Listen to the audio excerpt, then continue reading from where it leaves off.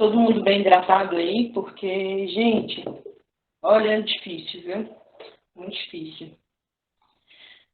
Mas é isso, falávamos sobre essa cultura que não faz parte, né, do Ocidente e que é tida como uma cultura bárbara, né, acima de tudo. Então é importante vocês lembrarem que toda vez que as pessoas colocarem bárbaro como ruim, para vocês pensarem sobre essa origem dessa palavra, da onde que vem isso, essa carga histórica que ela tem, tá? Bom, falaremos, né, na próxima semana sobre esses povos específicos, né, e essas culturas que eles têm, que são povos que começam a ser convertidos para a religião, convertidos para o cristianismo, mas que nem todos eles realmente são, né? Então a gente tem essa mescla de cultura muito forte, tá? Que é como a gente vai perceber. Mas antes disso, teremos ainda muito chão pela frente, principalmente para falar sobre mosaicos, principalmente para falar sobre o que era esse Ocidente neste período. Qual o período específico que estamos falando, gente? Estamos falando aqui de um Império Romano do século IV, século V, tá?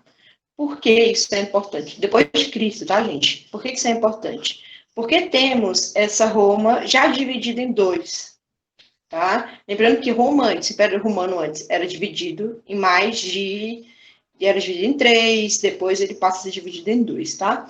Essas duas partes é a Roma, que fica ao sul, que é essa ideia de uma romanização, essa ideia de uma helenização, né, que é esse viés, esse vínculo com os gregos, mas que os gregos que se encontram com os povos latinos.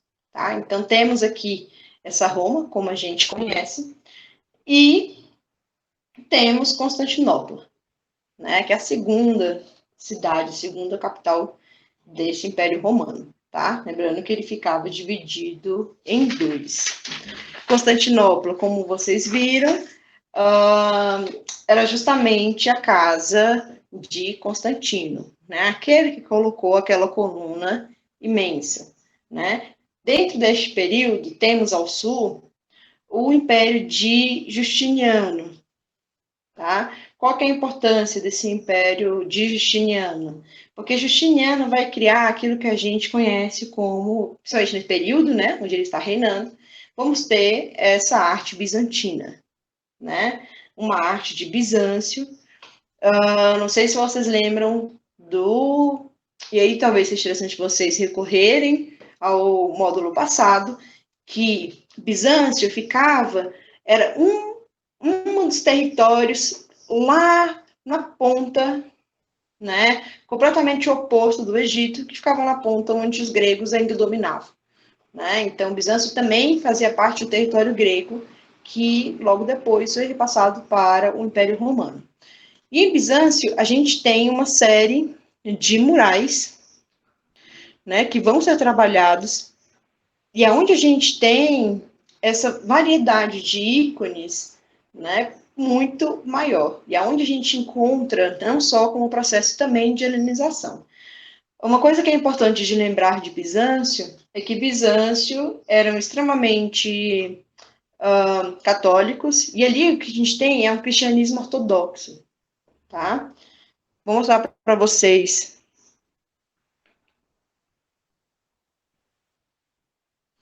essas imagens.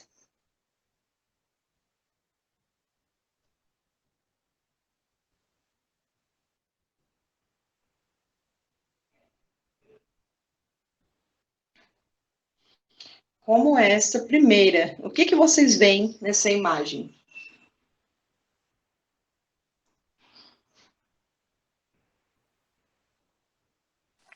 Seria Jesus Cristo distribuindo o pão, os peixes? Exatamente, exatamente. Na próxima vez eu vou apagar a legenda. Ah, capaz, nem foi. Por isso que eu sempre apago as legendas. A gente ia ter que dizer Sócrates, Platão.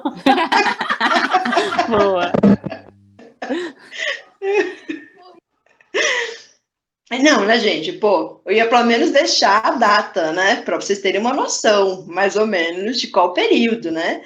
Mas é isso. Legendas desse período são ótimas, entendeu? Porque elas nos guiam, né? Legenda nunca pode ser ignorada. Que mais que vocês veem? Além disso, vocês me falaram a narrativa que já está na legenda, né? Que é uma passagem bíblica, né? Mas o que mais que vocês veem nessa imagem? Como que essa imagem foi feita? Que tipos de cores a gente tem nessa imagem? Como que a gente tem a representação das pessoas nessa imagem?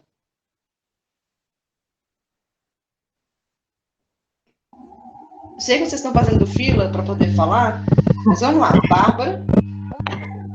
Que eu pensei foi na questão da expressão do rosto deles. Porque eles não parecem estar com uma expressão, vamos dizer assim, muito feliz, assim, vamos dizer assim, sabe? Só isso. Vamos lá, que mais? Que mais? A expressão já é um bom chute. Exídia? Aqui, não parece pintura, agora eu esqueci o termo, como se trabalhasse ladrilho, eu não sei, não lembro agora a expressão. É um tapete, Maiana? E um tapete, isso. Não, isso está na parede. Isso está nas paredes. Então, isso é um mosaico feito de pedra. Ah, é Eu ia pedra? perguntar se era um tapete também. Isso. É um mosaico de pedra, então? É um mosaico de pedra. Porque a imagem do meu computador não está muito legal, não sei isso. Não, agora que ela falou, dá para ver aí as pedrinhas. Vocês estão vendo as pedrinhas, né? Na roupa deles, né? Dá para perceber que é. Exato. Esses mosaicos, eles estavam figurando, né, a parte de dentro das igrejas. Então, temos mais de uma, temos em Ravenna, temos mais de uma igreja sendo decorada, né, com esses mosaicos. Que, claro, tem uma função também, novamente, aquelas funções da imagem, né? É uma função de poder, porque temos essas pedrinhas também sendo decoradas com ouro. É uma função de mediação também, né? Porque essas figuras estão sendo mostradas, né? E temos os ícones do período bizantino, são todos eles vindo da Bíblia, né? Claro, não é só passagens bíblicas, tá? Vamos ver também, como tem aqui, o próprio Justiniano no meio, né? Ao meio, né? Que é a representação do imperador e da imperatriz. Então, temos esses mosaicos também, né, representando essa realeza e a divindade, tá? Mas vamos voltar lá para aquela primeira. O que mais que vocês estão vendo? Além do mosaico, vemos que aí eu já dei o spoiler logo, né, de que são formados por pedras. Sim, pedrinhas. Que mais? Eu achei interessante essas figuras geométricas em volta, parecendo que é uma moldura. Sim, e isso também a gente pode dizer que veio da onde? Da época geométrica? A gente já tem esse lastro, né, dentro da história da arte, que é exatamente essa utilização, né, de figuras geométricas para poder estar representando. Mas para fazer essa moldura. Exato. Ah, tá. Lembra das cerâmicas? Sim, sim. Que até para separar as linhas, né? Essas coisas todas. Exato. O que mais, gente? Como é que está sendo representados? Como é que é essa representação?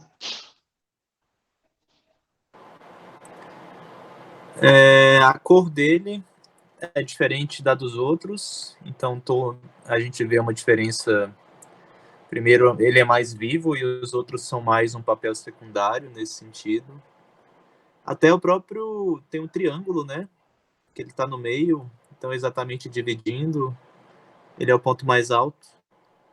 Até essa expressão de braços abertos assim, que ocupa grande parte do espaço, como se fosse poderoso. Eu vejo nesse sentido. Exato. Outra coisa interessante também, Taylor, já falando, né, dessa figura, olha só o que vocês têm ao redor da cabeça, né? Isso daqui vai indicar para nós, né? Essa areola, é isso mesmo, gente? É a auréola mesmo.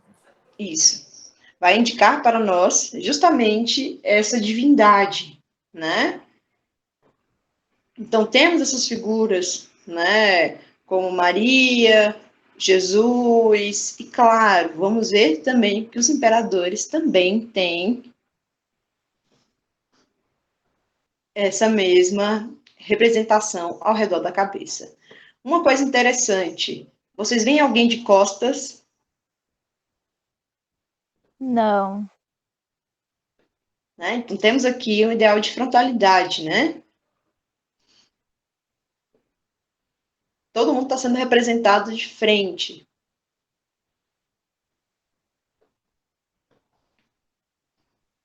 Taylor falou sobre as cores, né? Bastante importante pensar sobre as cores também, porque essas cores mostram muito sobre essa mescla, né, que a gente vai ganhar em relação ao Oriente.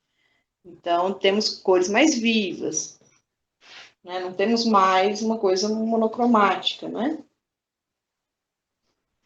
O relevo. O que mais, gente? O que vocês não veem nessa imagem? E que a gente já conseguia ver nas outras. Mesmo no período pré-cristão, a gente conseguia ver, e que nessas a gente não vê. Vamos ver aqui, colocado próximo. Questão do movimento? A gente tem movimento nesse? Um certo movimento do braço, do lado esquerdo. Exato. Mas as mãos, os pés não são tão naturais. Detalhado também, né? A gente não vê sombra e perspectiva também, né? Exatamente, Taylor. Você falou de uma coisa muito importante, né? Muito importante mesmo. Primeiro que a gente não vai falar em perspectiva neste período, tá? Perspectiva é mais para frente. Provavelmente quem vai falar sobre perspectiva vai ser a Ana, né? Mas aqui a gente tem essa dimensão de profundidade de volume, né? Por que eu não falo de perspectiva? Para a gente não confundir a perspectiva linear, tá? Então, que vai ser a criação de depois. Aqui a gente tem uma ideia de volume, né? E principalmente de profundidade. A gente não tem profundidade nessas imagens, né? E quando tem, é de pouquíssima profundidade. Não temos sombras. E isso é muito importante, pelo menos para mim, né? Espero que para vocês também, porque temos uma série de estudos que apontam, né, para essa representação sem sombra como sendo um legado de Plotino, né? Então, eles tiveram contato com essas teorias de Plotino, né, de uma representação. Lembrando, Plotino, filósofo, né, egípcio que viveu, né, muito tempo em Roma, e que também vem dessa mesma tradição de Platão, né? E Plotino vai dizer que as imagens com sombras e as sombras é um grande problema, porque elas nos enganam, né? Cria essa ilusão. Então, se a gente retira a sombra, a gente retira o volume, né? A gente perde parte dessa dimensão da ilusão. Então, a ideia é, se você não tem uma sombra, se você não tem esse volume, a tendência é que as pessoas saibam do que está se tratando, né? Que elas não vão ser enganadas, não vão ser induzidas a entender algo que não está mostrado naquela cena, né? Não enganar os nossos sentidos. Então, todos esses mosaicos, eles vão ser apresentados, né, sem essa sombra, né, com pouco volume, com essa característica, né, da areola ao redor da cabeça, que vai indicar quem é a figura de poder, qual que é a figura considerada como divina, né? Bom, tem bastantes, ainda hoje, né, a gente consegue ter acesso a esses mosaicos, né, vários sobreviveram, mas esse império, né, de Justiniano, e essa arte bizantina, esse período bizantino, ele foi muito conturbado, né, primeiramente pela peste, né, pela pandemia que teve naquele período, que é do século VI, mais ou menos, até o século VIII, porque não sei se vocês estão familiarizados, mas a peste ela ia e voltava, né? Eles não conseguiam se livrar completamente dessas pessoas que estavam sendo infectadas, então a população estava morrendo, e principalmente as populações que estavam dentro da cidade. Quanto mais populosa a cidade, maior era a incidência de peste, né, da doença. E, para além disso, tínhamos também a conquista dos árabes, né? Que aí a gente teve uma sucessão de guerras que, enfim, acabaram, né, por destruir parte dessas representações artísticas, né? Inclusive do que foi o próprio Império Bizantino. Para além disso, né, temos que lembrar que a gente começa a observar esse movimento, né, do período bizantino, é porque essa imagem específica a gente não consegue ver. Já vou mostrar a próxima. Na próxima aula eu vou trazer para vocês uma imagem da própria igreja, né, do que era, enfim, Ravenna como um todo, tá? Para que vocês olhem e percebam essas características decorativas, de uma arte decorativa, né? Vocês vão ver que a ideia desses murais, desses mosaicos, era justamente estar como decorando esses espaços, né? Fazendo a mediação, sim, mas também, né, acima de tudo, decorando, demonstrando esse poder que eles tinham, né? E a gente começa a perceber dentro dessas religiões, né, principalmente dentro do cristianismo e do judaísmo, uma recusa a representações figurativas, tá? Óbvio que aqui é uma representação figurativa, né? Estamos vendo, é um tipo específico de figuração, né? Que não é aquela, novamente, não é aquela figuração que tenta, né? Como colocar essa, né, que não tenta representar como realmente era, porque a gente não tem uma ideia, a gente não sabe realmente como aconteceu essa passagem bíblica, né? Mas temos aqui essa representação com uma forma de ícone que é para fazer justamente esse elo com o divino, esse elo com essa passagem bíblica, tá? E logo depois estaremos vendo essa recusa, né, a recusa desses povos a uma figuração. Essa recusa da figuração também é um dos motivos da destruição dessas obras, né, essas obras de arte. Porque a gente tem uma série de obras sendo destruídas justamente como uma retaliação, tá? Em relação a essa representação dos deuses, essa representação do que é divino, tá? Até aqui, alguma dúvida? Não. Tudo muito tranquilo. Além dessas representações que serviam, tinha esse propósito muito de um ícone que está ali para representar o divino. Qual que é a intenção de você ter essas igrejas, essa cidade como um todo, bem cheia de imagens, né? E principalmente de imagens figurativas. A gente já viu no começo da aula, gente. Qual que é a ideia? Por que é vantajoso a gente ter um governo que financia uma arte figurativa para participar da cidade como um todo? Talvez por conta do poder? Exatamente, Bárbara. Que é novamente essa ideia de propaganda, né? Então a gente tem esse território todo do Sul sendo muito desenvolvido e muito bem pago, né, por essas pessoas que tinham poder, essas pessoas que eram banqueiras, né, essas figuras que tinham muito dinheiro, financiavam esses artistas justamente para mostrar, né, a dimensão do poder que elas tinham e que exerciam dentro daquela cidade, tá? Enfim, não acaba sendo muito diferente se a gente pensar em mais de um período, tá bem? Por último, queria mostrar para vocês também como essa arte bizantina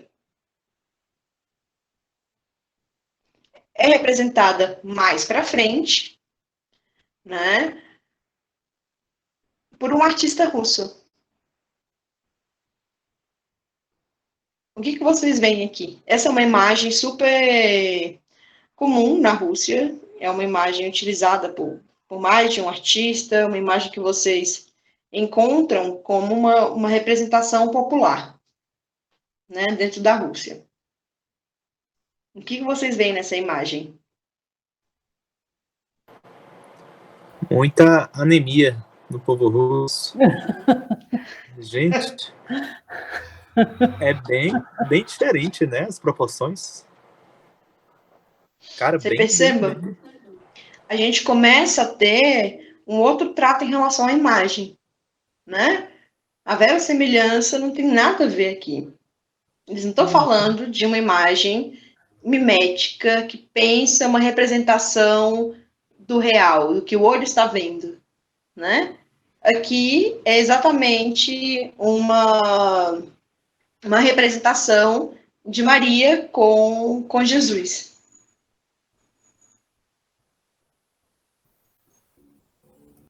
Mas que é completamente diferente dessa ideia, dessa imagem que a gente tem de representação. Essa é uma pintura, tá, gente? É considerada como uma têmpera. A Ana tá por aí? Ana? Estou. Ótimo. Você tem alguma coisa para falar sobre as têmperas? Tenho. Ótimo. Têmpera. Peraí, deixa eu. Coloca minha câmera? Sim, por favor. Ou Deixa não? o pessoal te ver. Você quer que eu tire a imagem Como assim? para você falar do que é a têmpera ou você quer que eu mantenha o slide? Pode manter o slide. Beleza. Então, a têmpera, ela é uma tinta que vai ser muito utilizada na Idade Média, tá? Vai ser muito comum, ela era utilizada normalmente sobre madeira, e ela era feita, né, chama de têmpera ovo, que ela era feita com a gema do ovo. A gema vai dar um aspecto brilhante e vai funcionar como um aglutinante para reter o pigmento. Tá? Então, você tem o pigmento, que é o que dá cor, e o aglutinante, que é o que faz com que a cor seja fixada, né? Garante uma boa mistura para a aplicação. E essa daí, eu imagino, pela aparência dela, que ela seja trabalhada a ouro também, né? O ouro era muito utilizado justamente porque era uma cor divina, né? Então, vai recobrir boa parte, né, dos detalhes das figuras, né, na Idade Média.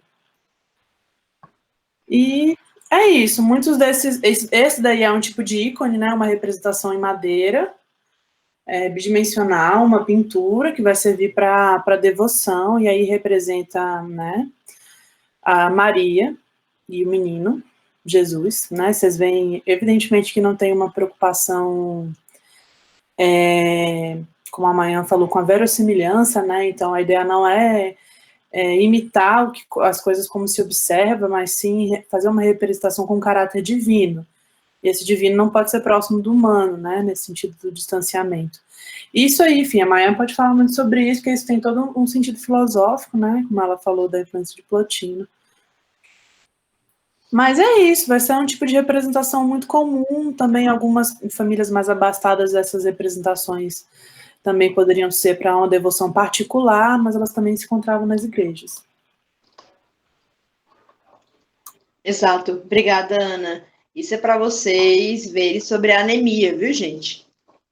Isso é ovo.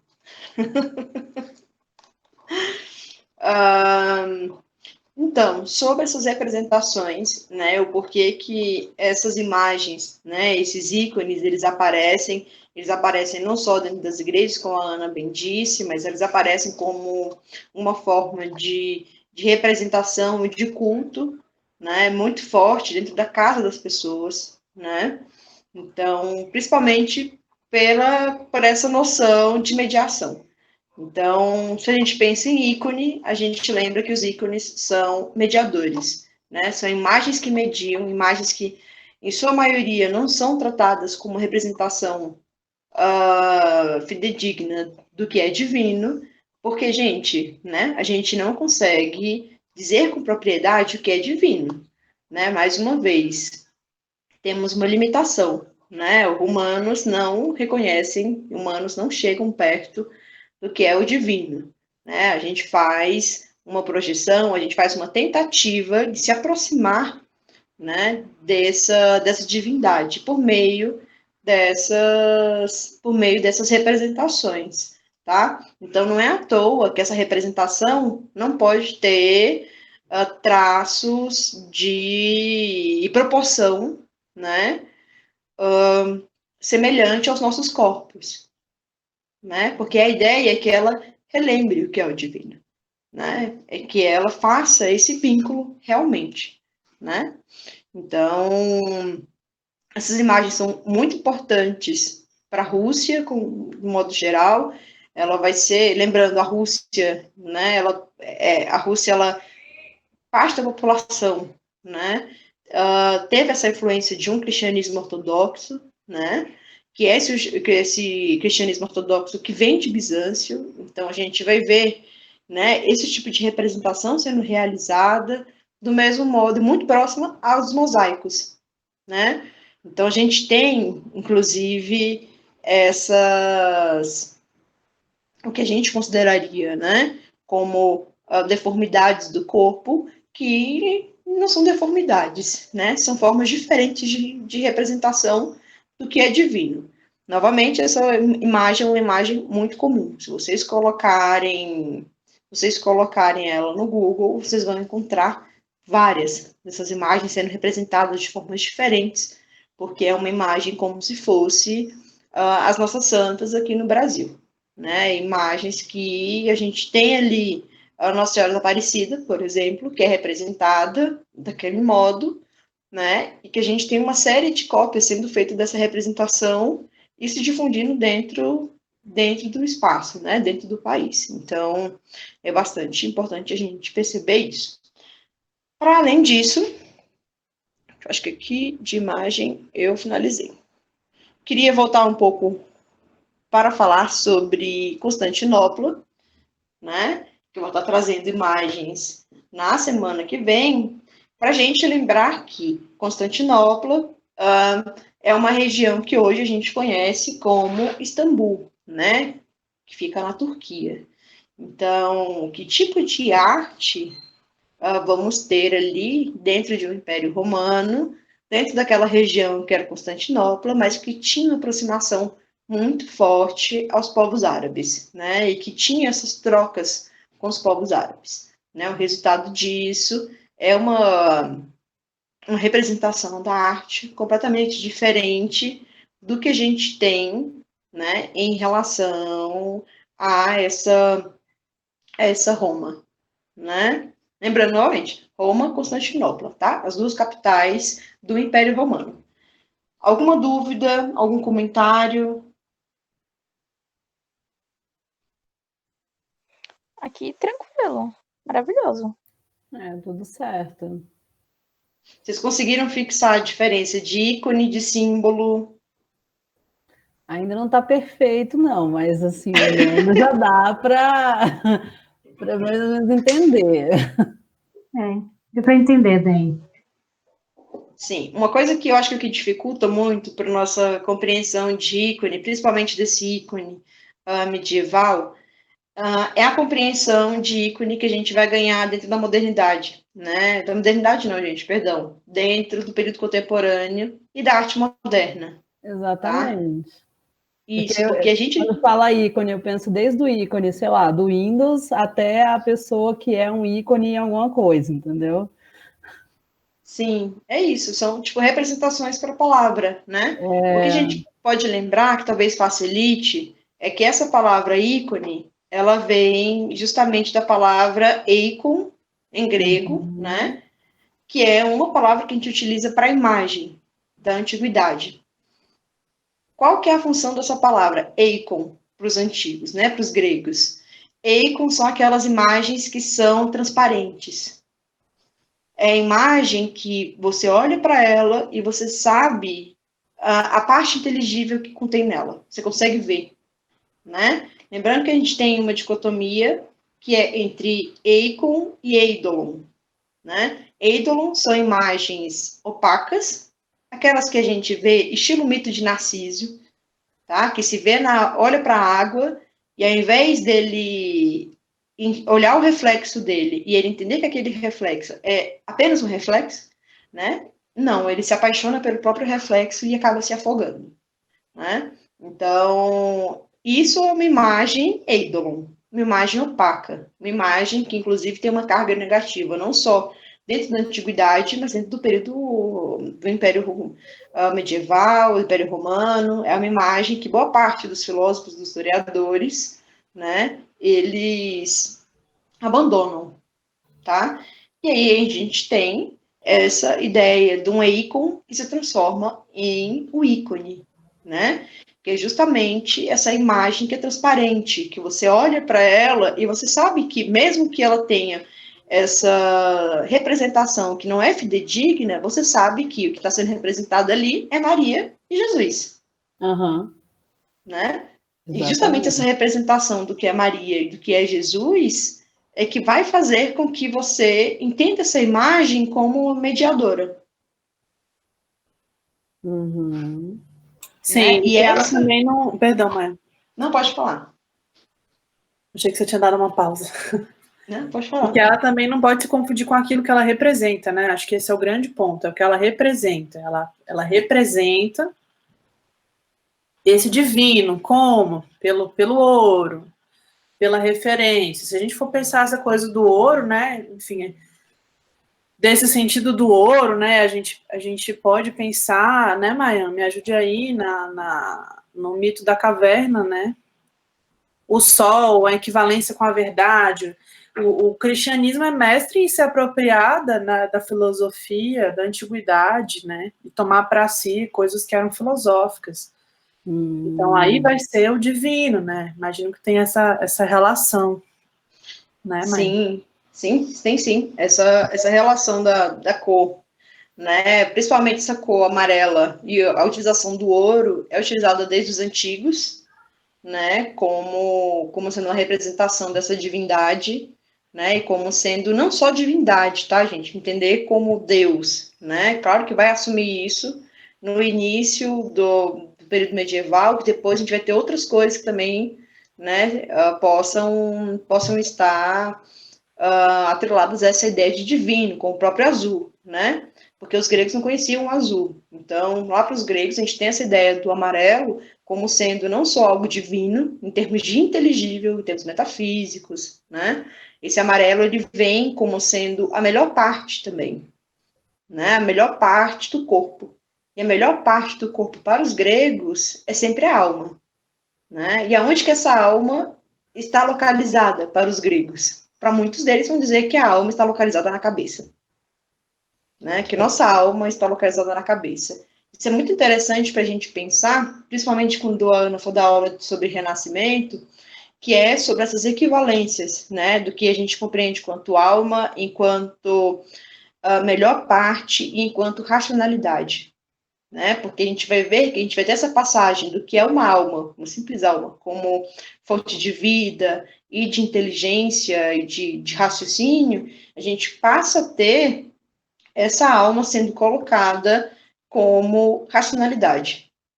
Então, a gente vai falar mais de uma alma que, inclusive, é uma alma que é amorosa, né? E que pode ter esse sentimento amoroso presente em outras almas. E que isso é perpassado pela imagem, através das cores, através do círculo ao redor da cabeça, né? Mas não, a gente vai ter justamente esse ideal de racionalidade, né?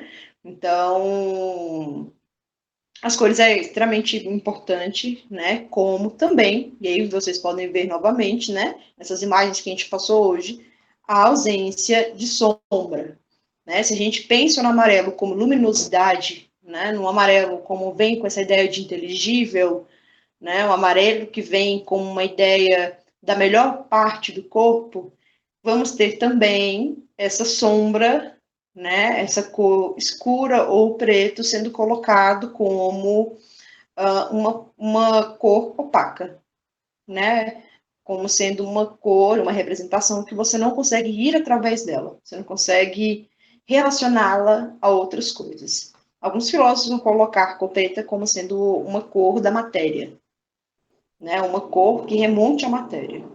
Tá? Mas claro que isso é uma leitura da filosofia, tá, gente?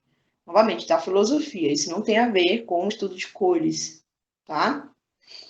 Mas a gente tem essas relações, né? E como a Ana disse, o cristianismo, ele é realmente um Ctrl-C, Ctrl-V, né? De outras religiões, de outras filosofias, né? Eles se apropriam muito de várias teorias de Platão, né? Principalmente a teoria da reminiscência, né? E de algumas teorias de Plotino também, né? Se a gente pensar que Bizâncio e todos esses mosaicos foram feitos à luz do pensamento de Plotino, né? De negar o volume, de negar a sombra, para poder fazer com que não nossos olhos enxerguem aquela imagem, né? Porque a ideia aqui é você enxergar a imagem através da alma, tá?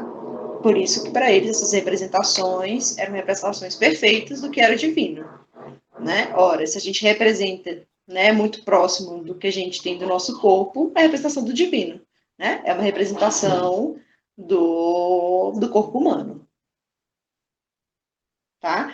Até aqui ficou bem evidente, lembrando, ícone, então tem essas diferenças. Ah, Bia, para te lembrar, né, em relação ao ícone no período contemporâneo, né? Eu acho que a grande confusão toda do ícone é porque na contemporaneidade a gente vai ver o ícone sendo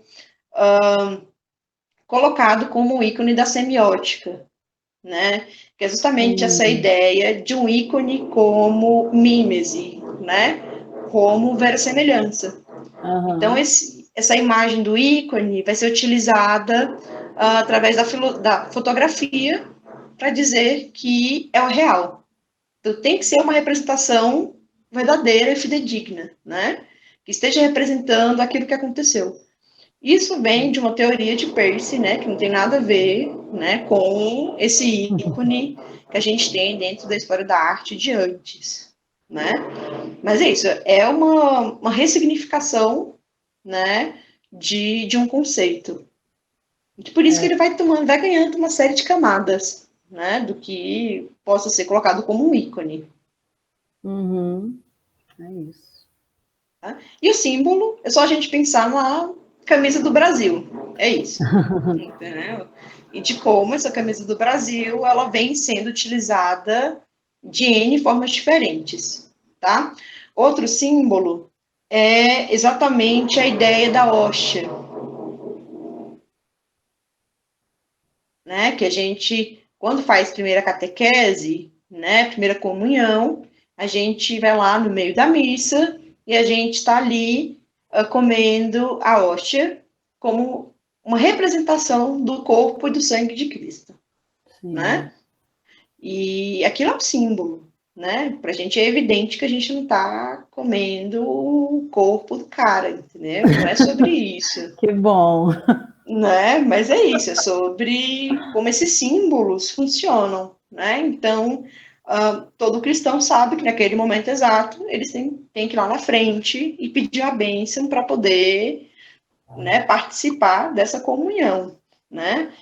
E esses símbolos eles vão permear não só, né, toda a sociedade, mas nesse período dentro da Idade Média eles eram muito importantes, tanto os símbolos quanto os ícones, que é justamente para ter essa dimensão de uma arte que possa sobreviver independente, né, dos problemas de uma representação fidedigna. Lembrando, temos religiões como o judaísmo, principalmente o judaísmo, que não aceita representação de imagens, né? Então, ali, a gente vê que esse ícone, ele vem como uma forma de burlar, né, essa ideia de uma representação da imagem que poderia ser problemática, né, que não estaria de acordo com as ideias bíblicas e tudo mais.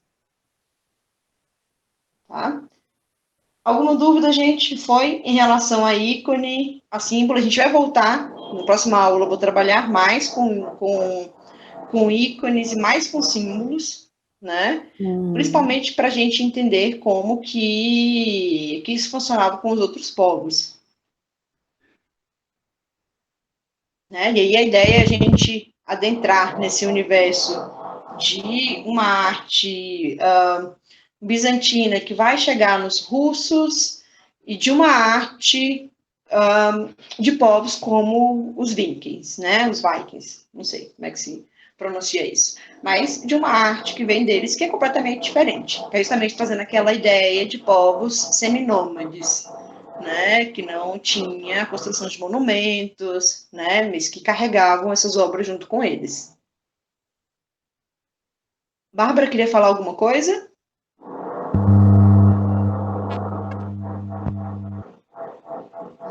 Não estamos te ouvindo, Bárbara. E agora, para escutar? Sim. Sim. Ah, não, mas o que eu tinha falado era que não tinha nada para falar.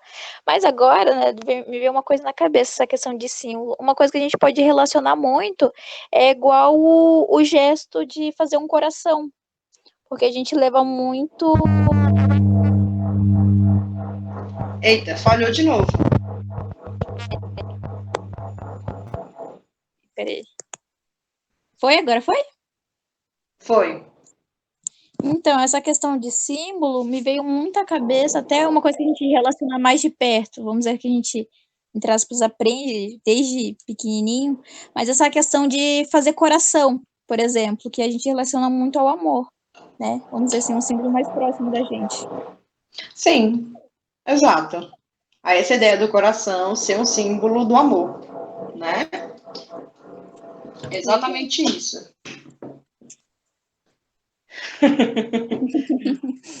É isso, é um símbolo fofo, inclusive. É um ótimo exemplo, viu, Bárbara? Que bom que você está aqui para poder tirar a gente desse mundo de exemplos políticos e exemplos que trazem péssimas memórias, né? Péssimas lembranças. Nem me fale, menina. Mas é isso, o coração, a cruz, né? Outro, o coelho, a pomba, né? O coelho para a gente lembrar da Páscoa, que a gente pensa, gente, da onde? Né? A pomba, né? Com essa ideia, né? De ter uma ligação com o divino, né? Para além disso, temos também as representações, né? Dos animais, né? Como fazendo parte, né?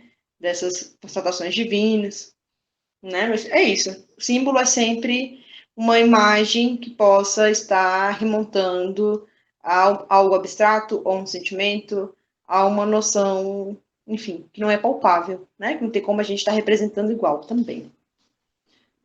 Alguma dúvida? Algum comentário? Todo mundo tá bem?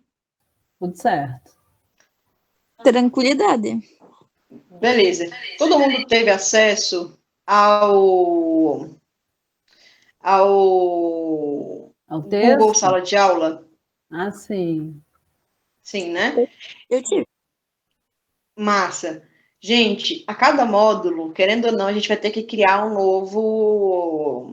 novo grupo, tá? Porque tem algumas pessoas que estão cursando apenas módulos, né? Um módulo separado do outro.